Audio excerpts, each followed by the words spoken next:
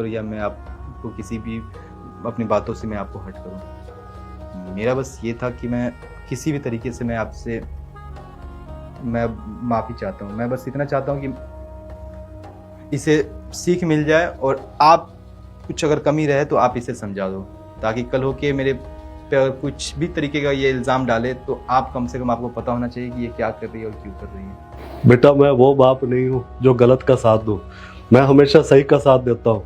तुम दामाद नहीं हो, मेरे बेटे हो। चाहे बेटे की गलती हो चाहे बेटे की गलती, जो सही होगा मैं हमेशा उसी का साथ दूंगा। ये नहीं कि ये कुछ भी इल्जाम लगाएगी और मैं आंख बंद करके मान लूंगा। मैं वो बाप नहीं हूँ। मुझे पता है, मैं आपको आज से नहीं, आपके परिवार को बचपन से जानता हूँ कि तुम कैसे हो। मैंने अपनी बेटी का हाथ इस घर में ऐसे नहीं दिया था। मैं अच्छे से जानता था तुम्हारे संस्कार क्या है, तुम्हारे पेरेंट्स के संस्कार क्या है, तुम्हारा खानदान क्या है, क्या वैल्यू, मैं सब जानता था। इसलिए मैंने इस घर से रिश्ता जोड़ा। और कभी भी ये मत सोचना कि मैं गलत का साथ दूंगा। ठीक है, वो मेरी बेटी है, अगर वो गलत करेगी तो वो सजा भुगतेगी, अगर आप गलती करोगे तो आप सजा भुगतोगे। बिल्कुल दोनों के लिए बराबर का देखता हूँ। ये नहीं कि बेटी ने मुझे कहा और मैंने किसी चीज को मान लिया। बिल्कुल, आप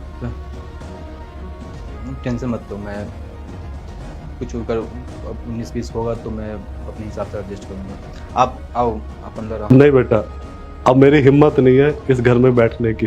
जिस हिसाब से मेरी बेटी ने आपकी माँ और बहन के साथ हाल किया है, तो बेटा मेरी शर्मिंदगी से मैं यहाँ नहीं बैठ सकता। पापा जी देखिए, मेरा बस मकसद ये था कि इससे मैं सबक सिखाऊं। मेरा मकसद ये नहीं था कि मैं आपको बेइज्जत करके इस घर से जाने के दूँ।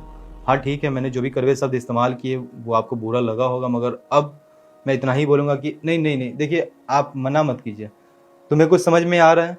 पापा प्लीज आप जाइए मत ना, प्लीज आप बैठ जाइए। हाँ मुझसे गलती हो गई थी, और पता नहीं मैं क्यों अपनी फ्रेंड्स की बातों में आ गए थे। मुझे लगा था कि शादी के बाद आज़ादी एक लड़की की बंद हो जाती है। मेरे फ्रेंड्स भी मुझे भड़काने लग गए थे कि शादी हो गई है तो क्या ये साड़ी पहनना, सूट पहनना, भाई जैसे शादी से पहले रहती थी वैसे रहे, फ्रीडम रहे। मुझे लग रहा था कि मैं पिंजरे में बंद हो गई हूँ।